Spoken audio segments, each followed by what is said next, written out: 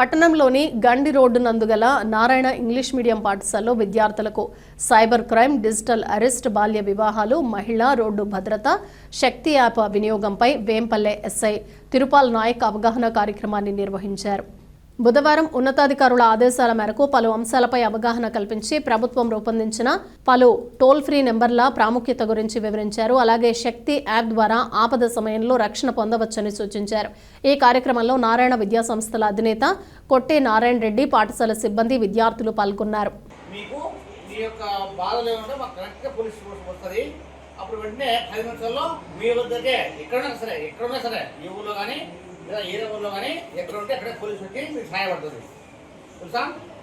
Next ఏమన్నా ఉన్నప్పుడు మీకు ఎమర్జెన్సీ నెంబర్ ఏమో తెలుసా?